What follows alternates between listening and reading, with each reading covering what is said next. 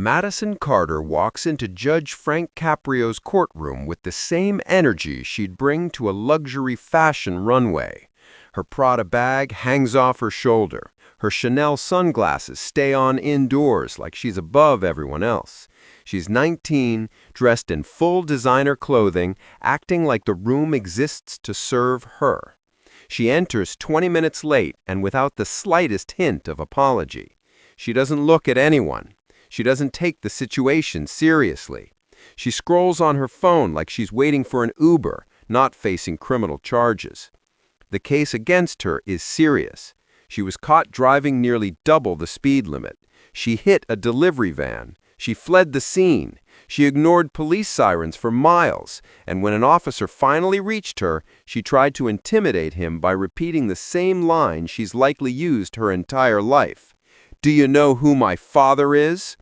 Her father is Senator Richard Carter, a powerful figure in Washington, someone she thinks can erase any consequence she faces. But she doesn't know that Judge Frank Caprio is not impressed by titles or family names. In his courtroom, money, reputation, and political connections mean nothing. Only behavior and accountability matter. As soon as she sits down, she continues acting like she owns the courtroom. She FaceTimes someone loudly, telling them the hearing will take 5 minutes. She barely acknowledges the judge when he greets her. When asked how she pleads, she responds with annoyance, insisting the situation is ridiculous and bragging that she already paid the van's owner more than his vehicle is worth. Her lawyer tries to smooth things over by emphasizing the settlement, but Judge Caprio reminds him that criminal charges cannot be erased with money. Madison keeps interrupting. She scrolls on her phone. She sighs dramatically. She treats the court like a minor inconvenience. She behaves like she's above the law. When the dashcam footage plays, she reacts with boredom, barely paying attention. The video shows her speeding, weaving through traffic, ignoring police lights, and crashing into the delivery van before speeding away. Her behavior after the crash is equally reckless. She reaches her gated mansion and refuses to end her phone call when the officer approaches. She dismisses him, threatens him, and implies she could ruin his career with one call to her father. The footage shows her mocking the officer. She uses her father's political power like a weapon. She tells the officer that her father controls police funding. She implies he should walk away for his own good. She frames her threats as education about how the world works. The officer remains professional, but the camera captures how her intimidation attempts grow more blatant. When Judge Caprio pauses the video, the courtroom is silent. Madison sits casually, chewing gum, acting uninterested. The judge asks for her response. She claims the video is out of context and insists she was simply explaining who she was. Then Judge Caprio reveals subpoenaed phone records. Minutes after receiving the citation, she texted political staffers asking them to make this disappear. The messages confirm she tried to use influence to sabotage the case before it even reached court. The van driver, Mr. Nien Chen, speaks next. His voice is steady but emotional. He describes working tirelessly to support his family. He explains how terrified he was when Madison's car struck him at high speed and nearly caused a fatal accident. He recalls waiting on the side of the road, expecting the driver to stop, only to watch her speed off without concern for his life. He explains how representatives later pressured him, offering money if he agreed to stay silent and give up his right to pursue justice. He refuses, saying he wants accountability, not cash. Madison responds by accusing him of trying to get more money. She belittles his vehicle, mocks his job, and claims he should be grateful she offered him money. Her comments shock the entire courtroom. Even her lawyer is visibly embarrassed. Judge Caprio confronts her, reminding her that she endangered a human being. Madison dismisses this again, claiming everyone is being dramatic. Then Judge Caprio reveals she had a similar incident 8 months earlier. She parked illegally in a handicapped space and refused to move, telling campus security that her father donates heavily to the school and she can park wherever she wants. Madison tries to justify it, claiming she was late to a charity event. Her excuses only reinforce the pattern of entitlement. At this moment, Judge Caprio stands. He rarely does this, and when he does, it signals a critical turning point. The courtroom becomes completely silent as he prepares to issue judgment. Madison senses something is changing. She sits still for the first time. The atmosphere shifts from patience to inevitable accountability. Madison Carter is about to face consequences she has avoided her entire life. Judge Caprio stands with the same calm authority that silenced the entire courtroom moments earlier. His voice remains steady, but the weight behind every word increases. He explains that Madison's behavior is not a single mistake, but a continuous pattern of entitlement. He says she has treated the law as if it were optional. He emphasizes that the court has witnessed her arrogance firsthand, not only in the evidence, but in her attitude inside the courtroom itself. Madison shifts in her seat, realizing she is losing the control she thought she had. The judge reiterates that justice is not influenced by last names, family money, or political connections. He reminds her that the legal system is designed to protect everyone equally.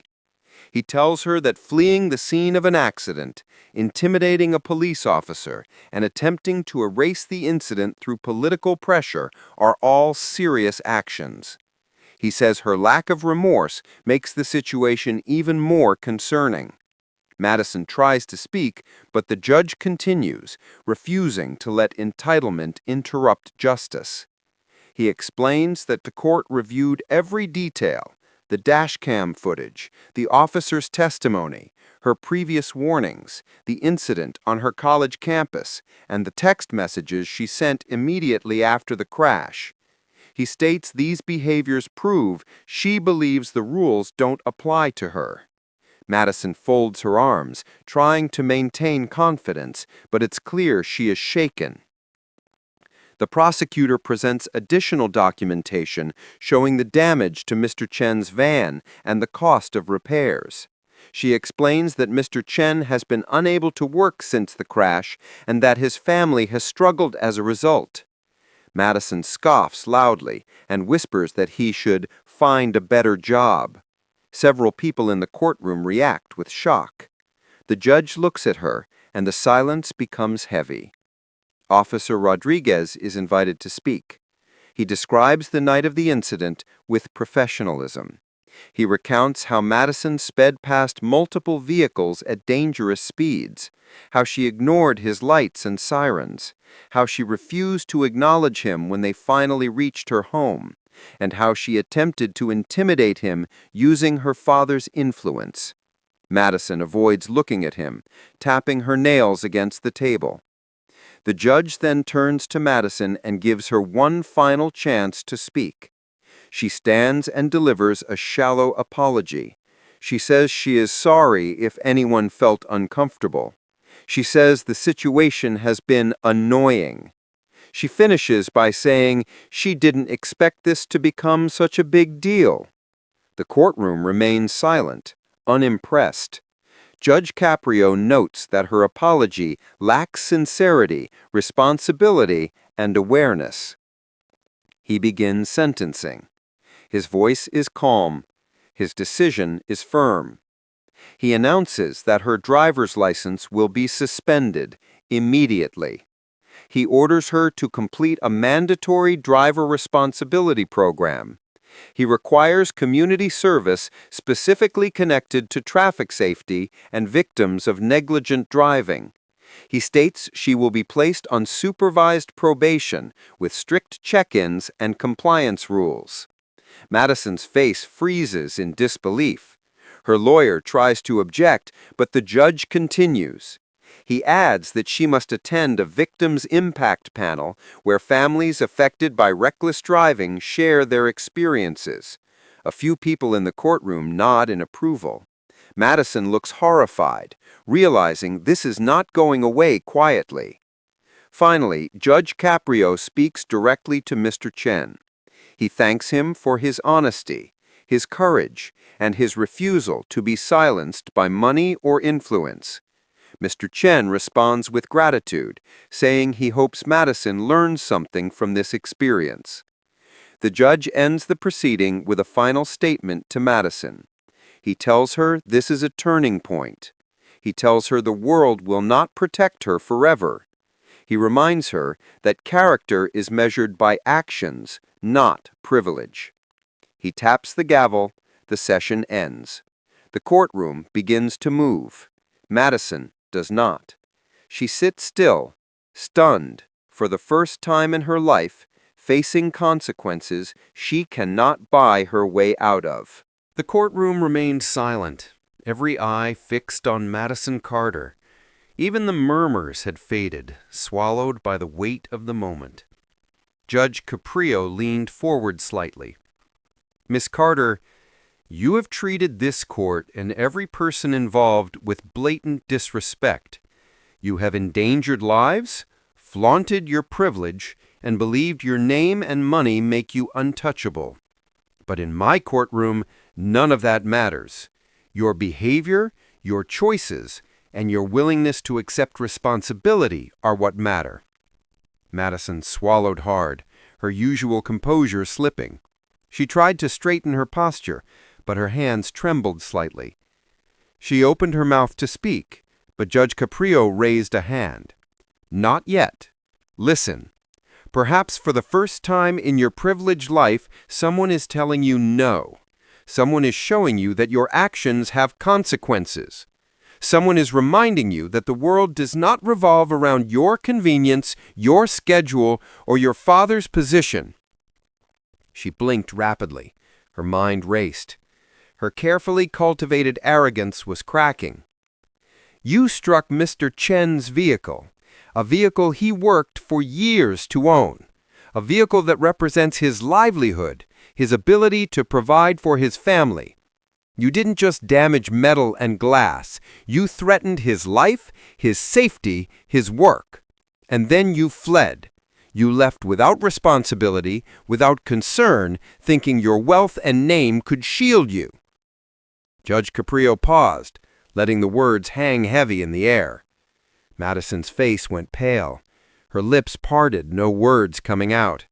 Her attorney, David Morrison, stayed frozen, knowing better to interrupt. "And when Officer Rodriguez attempted to do his duty, you threatened him. You weaponized your father's influence against a public servant. Do you understand the severity of your actions?" Madison's jaw tightened. She tried to form a response, but the courtroom's gravity pinned her words. Her usual smirk was gone. "Miss Carter, you have placed yourself above the law because of your family name, because of your money. You have dismissed a human being's fear, trauma, and labor as unimportant. This entitlement is dangerous. It corrodes the foundations of justice. Checks and connections cannot erase accountability. Today, you will learn that." Her eyes filled with tears. Mascara streaked down her perfect cheeks. For the first time, Madison Carter was confronted with a reality she had never faced.